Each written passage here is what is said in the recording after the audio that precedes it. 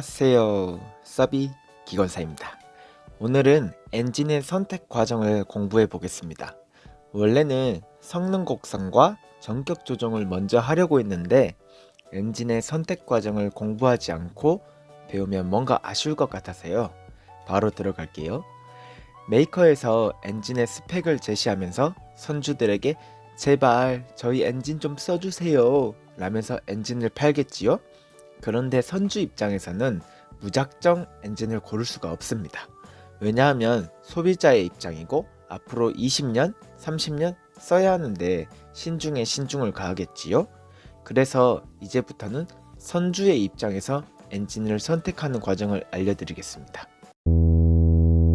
수학에서 어떻게 메인 엔진이 선택되는지를 설명합니다. 엔진의 배치와 부하선도 또는 프로펠러 곡선, 엔진 선택의 소용돌이 단계들. 첫 번째, 컴워터, 즉 파도가 없는 잔잔한 수역, 정온 수역이라고 합니다. 이거 전문 용어가 있을 것 같은데 못 찾았습니다. 정온 수역에서의 저항, 프로펠러 직경, 그리고 프로펠러 운전 컨디션을 설정하라. 2. 설계된 속력에 요구된 마력을 제공하는 경 프로펠러 곡선을 계산하라. 3. 최대 연속 출력을 명시하기 위하여 C 마진, 엔진 마진, 그리고 RPM 마진을 설정하라. 4.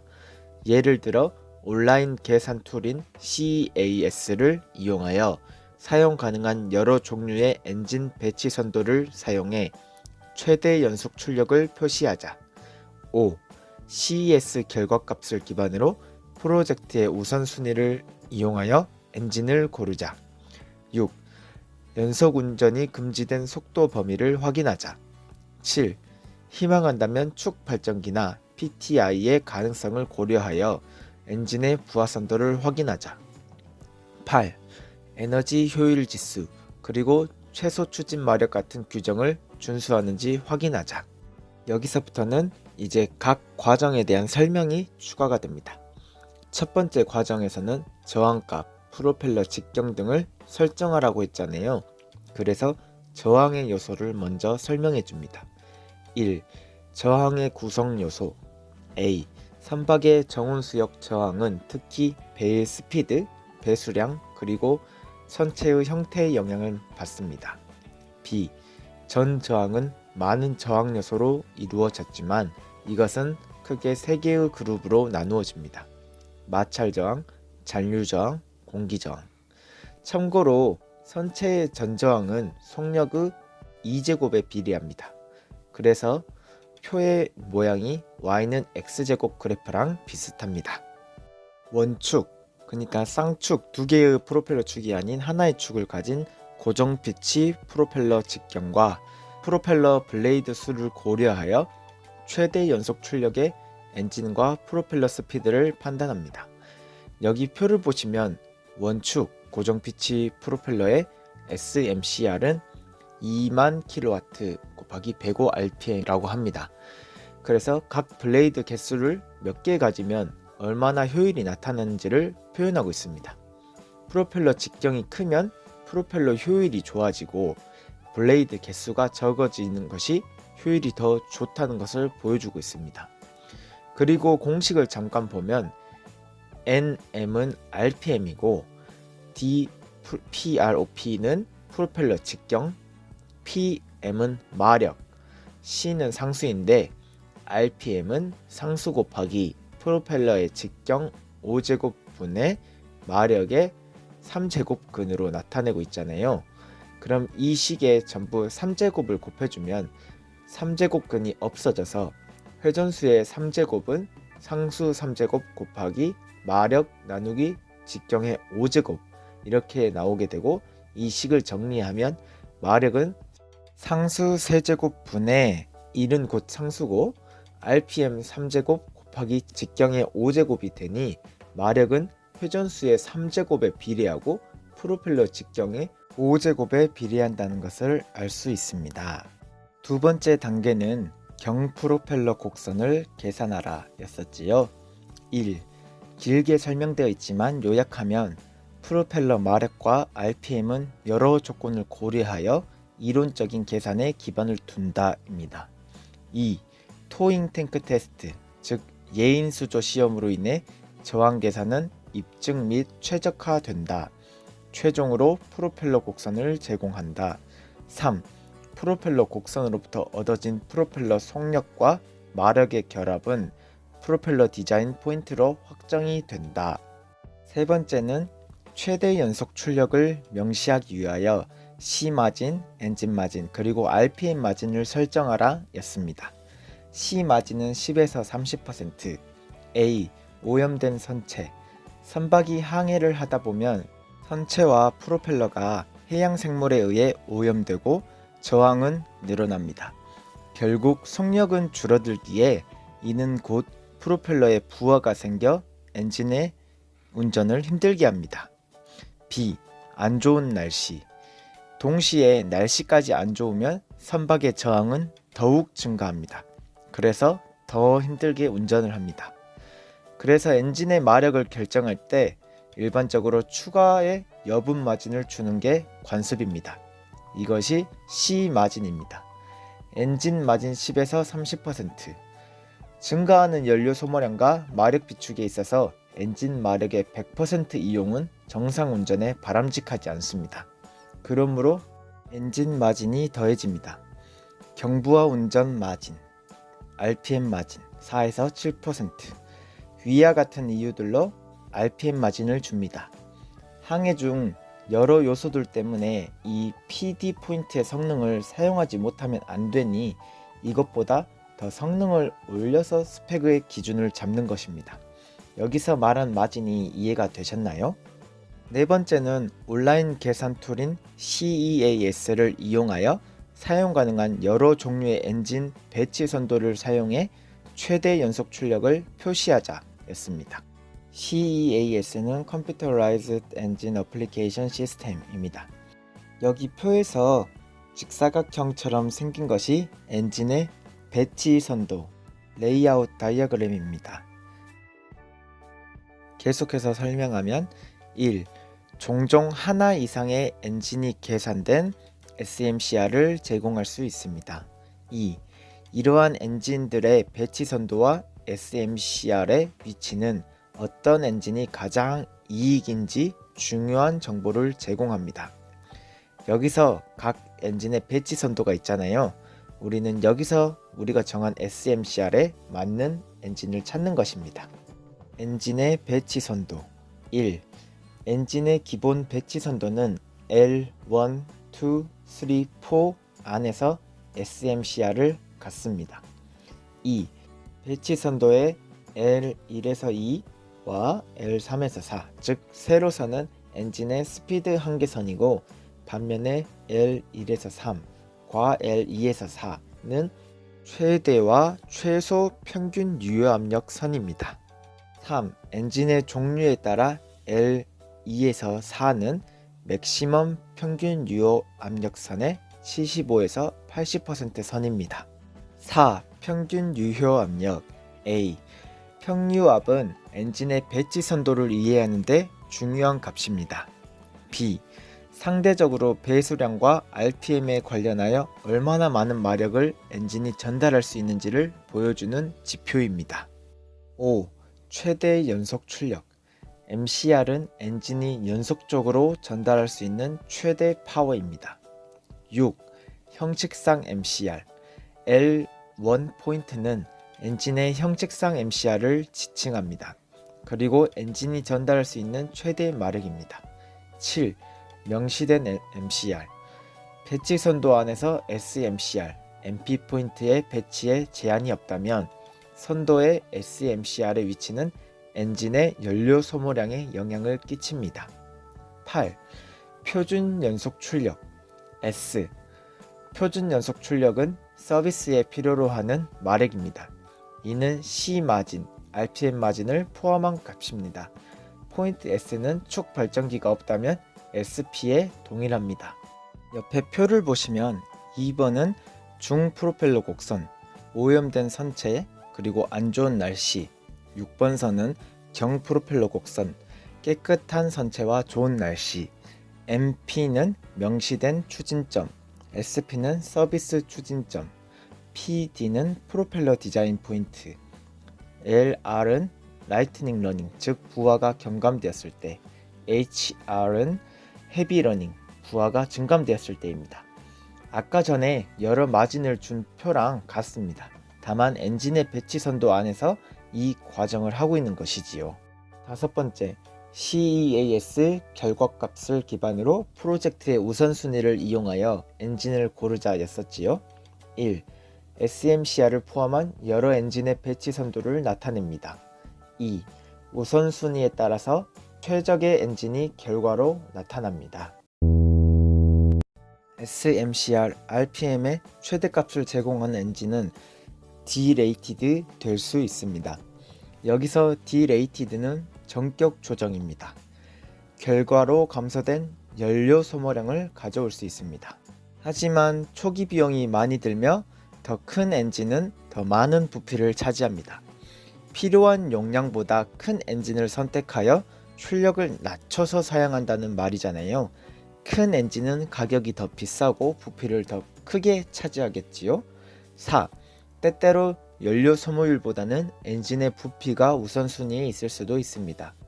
5. 엔진의 길이와 넓이는 작은 선박에 문제가 될 수 있습니다. 방금 구한 배치 선도를 이용하여 프로펠러 지표를 연관시켜 배치를 보여주고 있습니다. 보시면 프로펠러 직경이 클수록 낮은 RPM에서 같은 마력을 내주고 있지요. 그래서 프로펠러 직경이 클수록 추진 효율이 좋은 것입니다. 여섯 번째는 연속 운전이 금지된 속도 범위 BSR을 확인하자였습니다. 1. 제로 스피드에서 가속을 시작하면 프로펠러는 헤비 러닝을 하며 볼라드풀 커브를 따라서 상승합니다. 2. 볼라드풀에서 프로펠러는 헤비 러닝을 하는 것이 명백하며 엔진의 출력 곡선 한계 때문에 볼라드풀의 100% RPM 컨디션에는 도착할 수 없습니다. 3. BSR은 진동이 수반하기 때문에 충분히 빠르게 지나가야 합니다. 과도한 응력으로부터 오는 진동 때문에 샤프트에 손상을 주지 않아야 합니다. 4. 만약 볼라드풀 커브가 파워 리미트 선과 교차하면 BSR을 충분히 빠르게 지나가지 않아도 됩니다. 5. BSR을 천천히 통과하는 것을 피하기 위하여 엔진의 파워와 프로펠러 특성은 일치해야 합니다. 일곱 번째, 선택한 엔진의 부하 선도를 확인하자. 파워 기능과 로그화. 디젤 엔진의 유효 제동 마력은 평균 유효 압력과 엔진 RPM과 비례합니다. C를 상수로 사용하면 제동 마력은 상수 곱하기 평유압 곱하기 RPM으로 나타낼 수 있습니다. 고정 피치 프로펠러를 사용하면 프로펠러 법칙에 의하여 마력은 상수 곱하기 RPM의 3제곱으로 나타냅니다. 그러므로 위의 예를 사용하여 제동 마력은 RPM의 마력에 대하여 I를 사용하여 이렇게 표현이 가능합니다. 제동 마력은 상수 곱하기 RPM의 I제곱. 이 공식을 로그화하여 선으로 표시하면 로그 제동 마력은 I 곱하기 로그 N 더하기 로그 C로 표현이 가능합니다. 이 식은 Y는 AX 더하기 B랑 형태가 동일합니다. 여기서 A는 1차 함수 X의 기울기이고 B는 Y절편의 의미합니다. 그러므로 프로펠러 곡선은 I가 3인 곡선과 기울기가 같습니다. 그리고 평유압은 I가 1인 기울기 곡선과 평행합니다. 즉 기울기가 1입니다. 제가 사실 이번 챕터를 이렇게까지 가르쳐 드리는 이유가 무엇이냐면 내연기관 강의 책에서는 평균 유효 압력이 RPM에 제곱 비례한다고 나타내고 있거든요. 그런데 어디서도 그 근거를 못 찾겠는 거예요. 왜 평균 유효 압력이 RPM에 제곱 비례할까? 평균 유효 압력으로 RPM을 만드는데 말이죠. 그러면서 계속 의문을 가지고 검색, 책 뒤지기 해도 평균 유효 압력과 RPM의 관계는 나오지가 않더라고요. 그런데 여기서 이런 구문을 찾았습니다. 일단 기울기가 1이라는 말은 둘의 관계는 1제곱 관계인데요. 그런데 또 드는 의문은 제동 마력은 C 곱하기 평균 유압 압력 곱하기 RPM 다음에 C 곱하기 RPM의 3제곱 이렇게 나오니까 평균 유효 압력은 RPM의 제곱 비례한다는 것을 깔고 들어가더라고요. 근데 아래서는 기울기가 1이라고 하고 해사고 책에서는 프로펠러 벽측을 조금 다르게 설명합니다. 선체 저항의 대부분이 마찰 저항인 저속 운전에는 선체의 전 저항 R은 배의 속도 V의 제곱에 비례하므로 전저항 R은 상수 K 곱하기 속력의 제곱에 비례합니다. 출력 L은 저항과 속도의 곱과 같으므로 출력 L은 R 곱하기 V, 저항 곱하기 속력이죠. 은 K 상수 곱하기 속력의 세제곱으로 나타냅니다.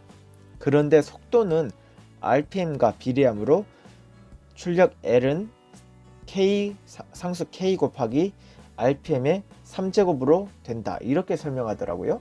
이는 곧 다음 설명으로 계속 이어집니다. 엔진의 표준 부하선도입니다. 부하선도 로드 다이어그램입니다. 정의 1. 부하선도는 파워와 스피드의 연속 운전을 위한 제한선을 정의합니다. 또한 엔진 스펙을 따라 SMCR의 점인 M포인트를 갖는 엔진의 과부하 운전을 제한합니다. 2. 보통 점 M은 MCR 추진점인 MP입니다. 그러나 축 발전기가 설치되어 있는 경우 점 M은 필요한 축 발전기와 추진력을 포함할 수 있습니다. 3. 샵 테스트 중 엔진은 곡선 1에 따라서 100% SMCR 점 M에서 계속 운전합니다. 정의 연속 운전의 제한 1. 연속 상용 운전 범위는 4, 5, 7, 3 또는 9, 즉 4개의 선으로 제한이 됩니다. 3번 선과 9번 선 1. 3번 선은 연속 운전을 위한 최대 허용 가능 속도를 의미합니다. 즉, 점 M의 105%입니다. 시운전 동안에는 최대 속력이 107%로 연장될 수 있으며 이는 곧 9번 선입니다. 2와 3번은 별로 필요한 내용이 아닙니다. 4번 선 충분한 공기가 공급될 때의 한계와 최대 토크와 RPM의 조합의 리미트를 나타냅니다. 5번 선 허용 가능한 연속 운전의 최대 평균 유효 압력 레벨을 나타냅니다. 100%이지요. 7번 선 연속 운전을 위한 최대 마력을 의미합니다. 10번 선 평균 유효 압력선을 나타내며 5번 선과 평행합니다. 평균 유효 압력선은 또한 연료 소비율과 상응하게 표현이 가능합니다. 과부하 운전의 제한선 과부하 운전 범위는 다음과 같이 제한이 됩니다. 8번 선 과부하 운전 제한선을 의미합니다. 1. 4번, 5번, 7번, 8번 선으로 이루어진 영역은 제한된 기간 동안 과부하 운전이 가능합니다. 2. 열적 그리고 기계적 과부하로부터 디젤 엔진을 보호하기 위하여 승인된 전자식 가버너는 다음 두 가지 기능을 따라야 합니다. 1. 토크 리미터 2. 소기 압력 리미터 1. 토크 리미터 A. 토크 리미터의 목적은 부하선도의 제한선이 항상 준수되는지를 보장하기 위해서입니다. B. 토크 리미터의 알고리즘은 계산된 연료 펌프 인덱스와 실제로 측정된 엔진 스피드를 주어진 엔진 속도의 최대 허용 가능한 연료 펌프 수치의 제한 곡선과 비교합니다. 3. 만약 계산된 연료 펌프 인덱스가 곡선 위에 있으면 연료 펌프 인덱스는 그에 따라서 줄어듭니다. D. 참고 제한 곡선은 부하선도의 제한 라인에 상응하기 위하여 조절됩니다. 2. 소기 압력 제한 A. 소기 압력 제한의 목적은 엔진이 가속 시간 동안 과도하게 연료가 분사되지 않게 보장하기 위해서입니다. B와 C는 앞의 토크 리미터와 같습니다. 권고사항 1. 시간 제한 없이 연속 운전은 오로지 4, 5, 7, 3 선의 안에서만 허용이 됩니다. 2. 고정 피치 프로펠러 운전 좋은 날씨, 로딩 상태, 깨끗한 선체일 때 엔진은 6번 선에 따라서 운전이 됩니다. 3. 시간이 흘러 선체가 오염되고 안 좋은 날씨에 프로펠러는 6번 선에서 2번 선으로 이동합니다. 그리고 여분 마력이 엔진의 속력을 유지하기 위하여 더 필요로 합니다. 4. 좋은 날씨 조건에 헤비 러닝을 하는 프로펠러는 선체를 깨끗이 하거나 프로펠러 소재 및 폴리싱, 광내기를 할 필요가 있습니다. 5. 1번 선과 4번 선 사이는 수심이 얕은 해역, 안 좋은 날씨, 그리고 가속 과정에 나타나는 현상이며, 즉 시간 제한 없이는 지속적으로 운전하면 안 됩니다. 고정 피치 프로펠러의 부하선도 및 배치선도의 사용, 예로 축 발전기가 없는 정상 운전 조건, 배치선도에서 일단 M점이 정해지면 부하선도를 그리고 그에 따라서 디젤 엔진의 실제 부하 지연선을 그립니다. 8번째로 선박의 운항 능력에서 EEDI와 속스, 녹스 규정을 준수합니다. 이 과정을 계속 반복하다가 보면 저 소용돌이처럼 가장 안쪽에 최적화된 엔진을 고를 수 있는 것입니다. 네, 이렇게 해서 엔진의 선택 과정을 마치겠습니다. 이 부분의 문제풀이는 다음 영상에서 계속됩니다. 비교적 어려우면서 이해가 잘 안 될 수도 있는데요. 오늘 영상은 외우는 부분이 아닙니다. 그냥 이렇게 과정이 있구나 라고 생각만 해주시면 됩니다. 이상 서비기관사였습니다. 구독과 좋아요는 사랑입니다.